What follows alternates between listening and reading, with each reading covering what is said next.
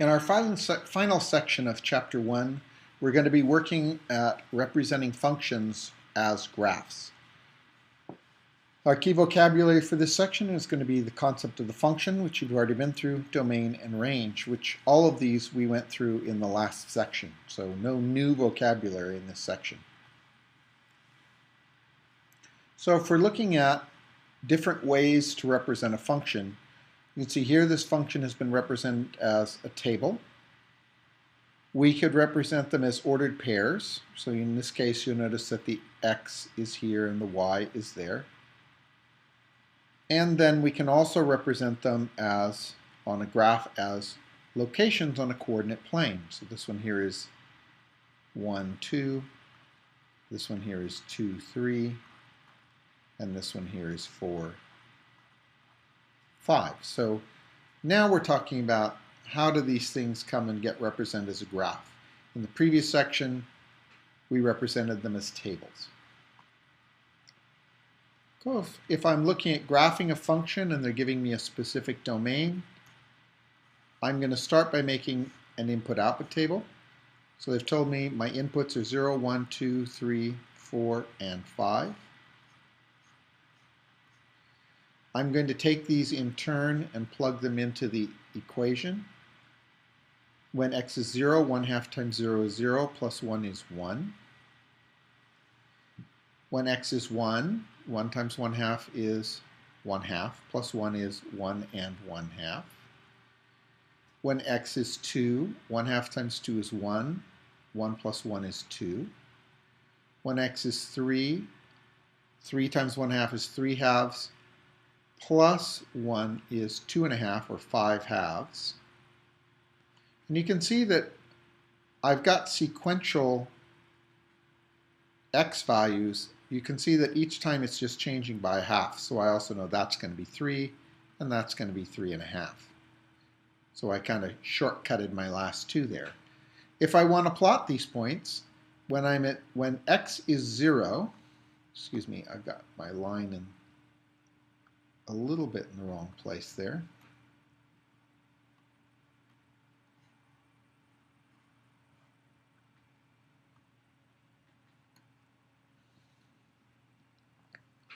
If I want to graph these, when x is 0, y is 1.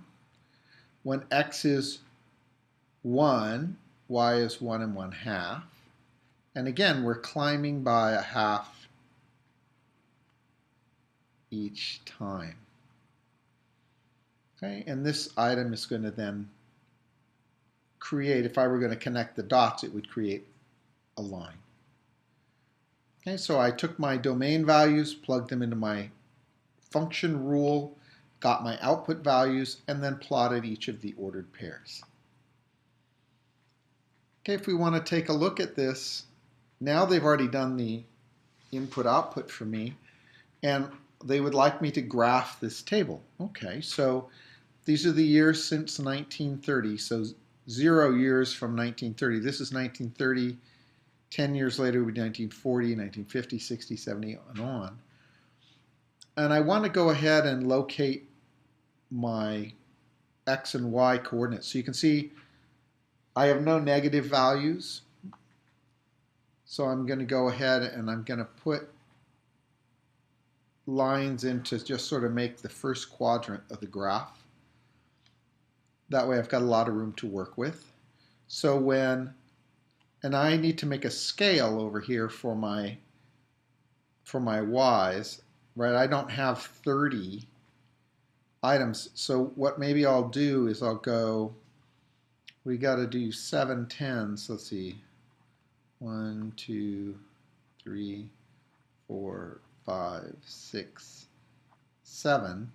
So that's 70, that's 10, 30, 50. So basically I'm going by 5s, so that's 10, 20, 30, 40, 50. Okay, and that gives me a good range to graph my points. So when 0, I'm at 21, which is right there. At 10, I'm also at 21, which is right here. At 20, I'm at 22, so it moved just a teeny bit. At 30, we're at 23.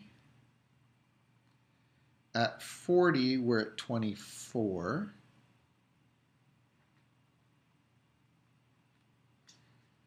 At 50, we're at 27.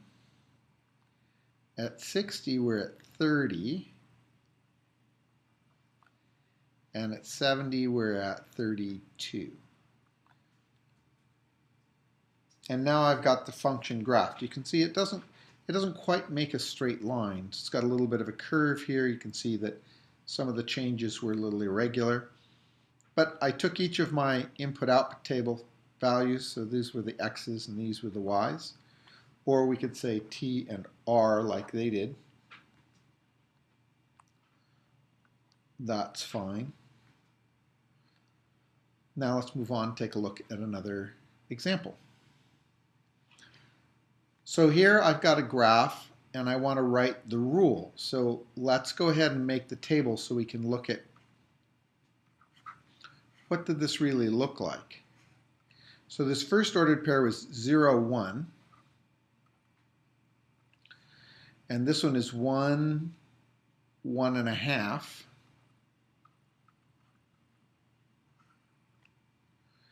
2, 2. And 3, 2.5.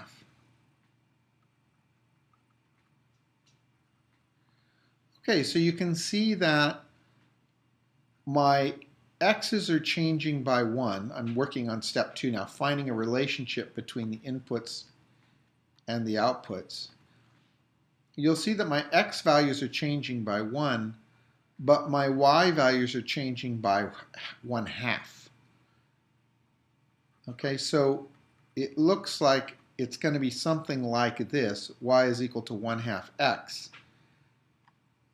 But if I'm sorry, I put that in the wrong place. Let's put that down here. I'm starting to write the rule. I'm getting a little ahead of myself. X changes by 1 as y changes by 1/2. And the way that would work is with this coefficient of 1/2. Right? So every time I change the value of x by 1, it's going to be multiplied times the 1/2 and become a change of 1/2.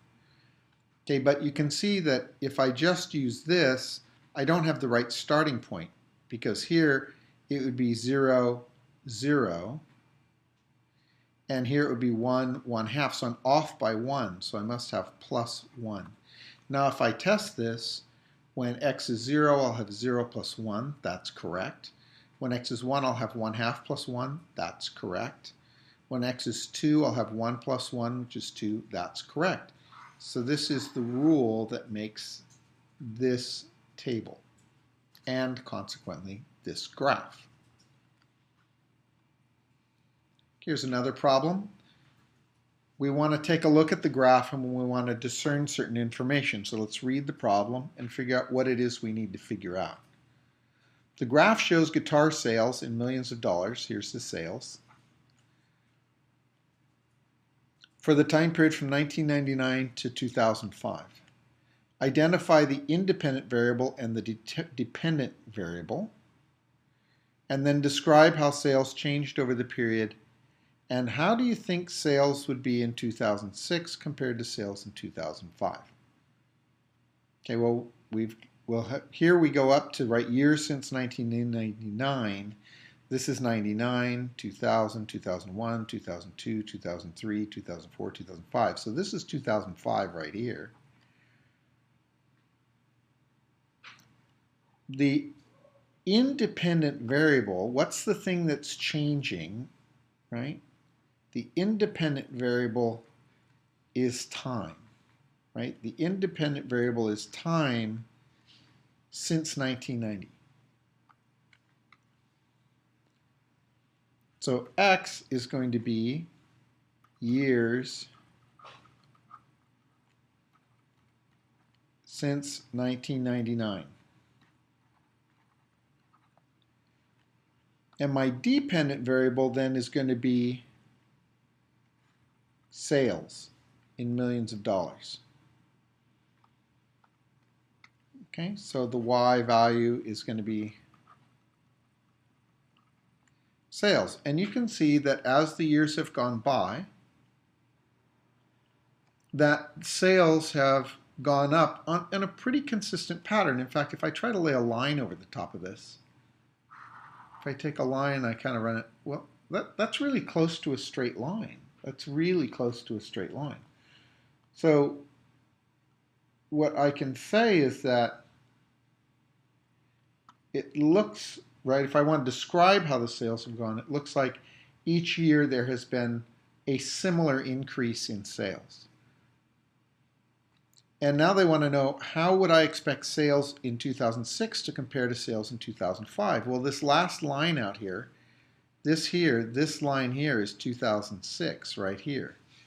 So it looks like sales are going to go up even more. So we had 4, 8, 12. So it looks like it's going to be right about here. It's going to be really close to about 1.4. $1.4 million in sales. That's how I interpret this graph. Okay, so what we looked at was what was the trend, where does it seem to be going, and about what are the sales going to be in the future. This is a really common business task. So just to review on the concepts, all these different ways that we've worked with through this chapter in terms of how to represent a function. And we've worked with a verbal rule, which is really a description of the relationship, an equation, right, which is now an algebraic or a math language method of expressing the verbal rule, a table, which involves inputs that have been put into the equation and gotten matching outputs out, or a graph, which shows the ordered pairs from the tables. All of these would be different ways we might represent a function, and we need to be very fluid in being able to move back and forth between these different versions depending on what it is we're trying to accomplish.